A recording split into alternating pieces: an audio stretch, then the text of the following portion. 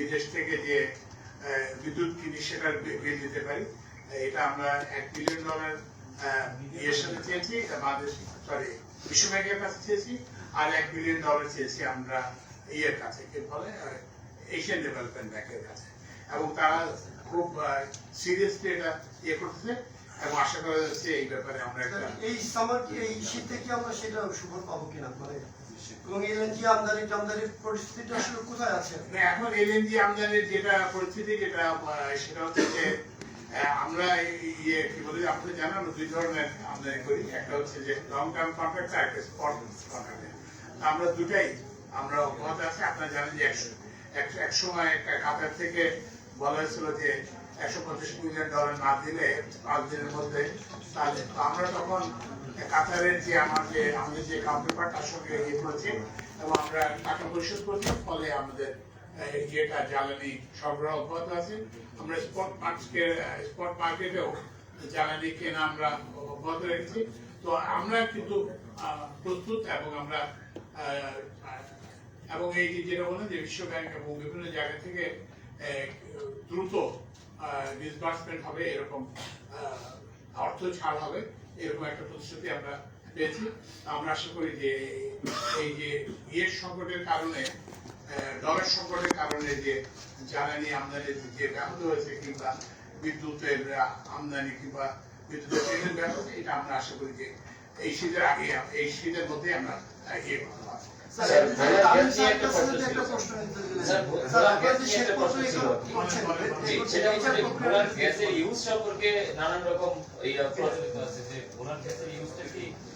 সেখান থেকে সিএনজি আকারে পরিবহন করা হবে নাকি সেখানে শিল্প কারখানা স্থাপন করা হবে নাকি পাইপলাইনের মাধ্যমে, এই ধরনের নানান কথা। আমি বলি যে এখন যে বর্তমান পরিস্থিতি সেখানে হচ্ছে যে বাপেক্সের এমডি আমি একটু আগেও এটা জানলাম, সেটা হচ্ছে যে ওখানে কতগুলো বিদ্যুৎ কেন্দ্র আছে। সেই বিদ্যুৎ কেন্দ্রে প্রধানত এটা ব্যবহার হচ্ছে খুবই সামান্য 2 MMCFD মনে হয় ইয়েতে ব্যবহার হচ্ছে, স্থানীয় আবাসিক এবং শিল্প কারখানায় ব্যবহার হচ্ছে। তো এখন ওখানে একটা মনে হয় ইয়ে আছে যে ওই বিয়ে করে আনা, কি যেন একটা সিএনজি করে আনা। তো আমরা প্রথম বছর এটাকে উন্মুক্ত করে দেবো, আরো লোক করতে পারবে। আর দ্বিতীয় হচ্ছে যে আমরা একটা হচ্ছে যে গ্যাস লাইনের কথা, সেটাও আমরা চিন্তা করতেছি। আর গতকালকে আমার সঙ্গে দেখা করতে আসছিলেন এশিয়ান ডেভেলপমেন্ট ব্যাংক, তো ওখানে আমরা ভোলাতে একটা ব্রিজের ব্যাপারও, এটা কিন্তু গ্যাস সাপেক্ষ, ভোলাতে একটা ব্রিজের ব্যাপারে আলাপ হচ্ছে। তো ওই ব্রিজ হলে আপনারা জানেন যে আমরা যখন ব্রিজ করি তখন আমরা একটা মাল্টিপারপাস ব্রিজ করি, যেখান দিয়ে গ্যাস যায়, তারপরে ইলেকট্রিক্যাল ট্রান্সমিশন লাইন যায় এবং অন্যান্য, তারপরে যে ইন্টারনেট কানেক্টরে নিয়ে যায়। তো আমরা সেই দিকে এগোচ্ছি আর কি। তো এখন মুশকিল হলো, যেটা ইয়ে হলো সেটা হলো, ব্যাপার হলো যে এটা এই হিউজ ইনভেস্টমেন্টে জাস্টিফাই হওয়ার জন্য রিজার্ভটা বাড়তে হবে। রিজার্ভ বাড়লেই এই বড় ইনভেস্টমেন্ট, রোড প্লাস যেটা বললাম যে গ্যাস ইনফ্রাস্ট্রাকচার, এটা জাস্টিফাইড হবে। তো আমরা এই জন্যই ওই যেটা বললাম যে বাপেক্স এর মাধ্যমে ইয়েটাকে কি বলে যে খনন কার্য, এটাকে আমরা জোর দিয়েছি। 4টা প্রকল্প গতকাল সভায় অনুমতি হয়েছে, আরো প্রকল্প আছে। এবং এছাড়াও আমরা ওই যে নিচে যে জায়গাটা সম্ভাবনাময় আছে সেই জায়গাতেও আমরা 100টা কুল। তো এইগুলোতে যদি সত্যি প্রত্যাশা মতো মানে 5, 6 কিংবা 4 যাই কিছু পাওয়া যায়, যদি পাওয়া যায় তখন তো এটা ওয়ার্থওয়াইল হয়ে উঠবে। তখন আপনি দেখবেন যে ব্রিজ করা কিংবা গ্যাস পাইপলাইন করা, কারণ এটা তো গ্যাস পাইপলাইন তো ব্যয়বহুল। তারপরে হচ্ছে যে আপনি আলাদাভাবে করলে এটা সমুদ্রের দিক দিয়ে করতে হবে, কিংবা ওখানে তো সমুদ্র আছে, নদী আছে, মোহন নদীর মোহনায়, তো কিংবা আপনি যদি ব্রিজের মাধ্যমে বিপুল ব্যয় হবে। তো আমরা ওই জন্য এই দুটাই একসঙ্গে করবো আর কি। একসঙ্গে আমরা ওই বিদ্যুতের খনন কাজ, সার্ভে, সেসমিক সার্ভে এবং খনন কাজ চালিয়ে যাবো। আবার একই সঙ্গে যেটা বললাম যে ওই যে এটা গ্যাস কিভাবে আনা যায় সেটার জন্য দেশে যে রেন্টাল বিদ্যুৎ কেন্দ্রগুলো আছে, ক্যাপাসিটি 4 বছরের পর বছর বসিয়ে দেওয়া হচ্ছিল, অনেকে বন্ধ করার পক্ষে ছিলেন, অনেকে যারা কথা বলছিলেন তদন্ত করার কথা বলছিল। আপনারা আসলে কি ভাবছেন এই কেন্দ্র? আমরা তো প্রথম বলতে যে রিনিউয়াল তো হচ্ছে না, রিনিউয়াল যেগুলো আসছে সব বন্ধ করে দেওয়া আছে। ওরা এই আগে যেটা যে আসছে যে এই প্রকল্প হয়ে গেছে, আবার রিনিউয়াল করা যাবে, সবগুলোই। স্যার যেটা বলছিলেন বোনাস গ্যাসটা শেষ করে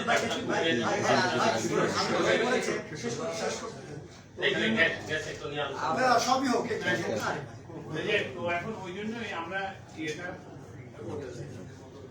আর যেটা বললাম যে ওই যে অনিয়মের ব্যাপারটা আমি একই উত্তর, আমরা তো দুটো কমিটি কাজ করতেছে, ওদের ইয়ে দিতে হবে। বসিয়ে টাকা দেওয়া হবে এরকম বলতে পারছি আমরা এখন কোনটা? বিদ্যুৎ রেন্টাল যে বিদ্যুৎ কেন্দ্রগুলো আছে না, এখন তো থেকে শোনেন, এখন একটা চুক্তি তো আছে, একটা যতক্ষণ একটা চুক্তি বলবৎ থাকে তখন চুক্তিটা তো আপনি অনুসরণ করতে পারেন। আপনি যদি এটা নেগোশিয়েট যতক্ষণ পর্যন্ত না করতে, কিংবা চুক্তি যতক্ষণ পর্যন্ত বাতিল না করতেছে, ততক্ষণ পর্যন্ত চুক্তি অনুসারে আমাদেরকে কাজ করতে হবে। একটা দুর্নীতি চুক্তি যদি হয়ে থাকে সেটা আপনি ক্যারি করবেন স্যার আপনারা? না, আমরা তো ক্যারি করবো না, বলি নাই তো, আমরা তো ক্যারি করবো কখনোই বলি নাই। আমরা এই জন্য এইগুলো দেখার জন্যই তো আমরা এই দুটো কমিটি কাজ করবো। তো একটু ধৈর্য ধরেন, ওনাদের রিপোর্টটা আসুক, তারপরে দেখেন আমরা কি ব্যবস্থা নিয়ে কি। মামুন স্যারকে যদি একটু বলেন, স্যার আপনারা কিভাবে এই প্রক্রিয়াটা ইয়ে করছেন, এই নিষেধপত্র প্রকাশে, এবং কতদিন সময় লাগবে? পত্রের ব্যাপারে আমি আসলে বলতে চাচ্ছি না। স্যার বলা যেটা চারটা খুব ক্যাশ কমতে যাওয়ার কথা ছিল, এখন বাপেক্সের মাধ্যমে করা হবে, তাই তো স্যার? কোনটা? বলা যে চারটা খুব গ্যাস পাম্পে যাওয়ার কথা ছিল, পাঁচটা খুব, ওইটা কি বাপেক্সের মাধ্যমে এখন করা হবে? এই চারটা তো বাপের ছিল। পাঁচটা খুব না, যেটা স্যার, বাপেক্স- না, আমি বলি স্যার, আমাদের স্যার 2025 সাল পর্যন্ত আমার যে রিগ আছে স্যার, তার 5টা একটা স্যার স্কেডিউল করা আছে, এবং পরবর্তী যে 100টা কূপেরও আমার 28 সাল পর্যন্ত স্কেডিউল করা আছে। আমরা স্যার ওটা টেন্ডার প্রক্রিয়া যাচ্ছে স্যার। না, টেন্ডারের মাধ্যমে না, ডিলে হবে না, কারণ আমাদের তো মোটামুটি ওটার স্পেসিফিকেশন এবং মোটামুটি আমার টাকা সব রেডি আছে।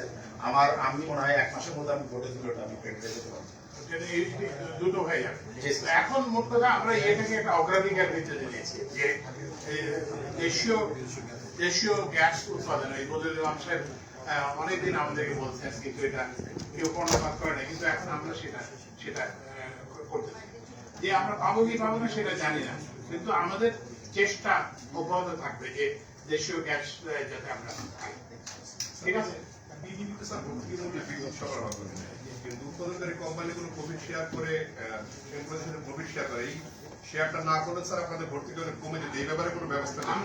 আমরা এই যে বললাম যে এই যে বিদ্যুৎ খাতের এবং জ্বালানি খাতের কোম্পানিগুলোর ওই যে কি বলে এই কি প্রফিট শেয়ার, যে এটা আমরা দেখতেছি যে আসলে প্রফিট হয়েছে কিনা সেটা দেখে আমরা এই ব্যাপারে সিদ্ধান্ত, এটা আমরা অলরেডি প্রক্রিয়া দিচ্ছি। তো ঠিক আছে, থ্যাংক ইউ।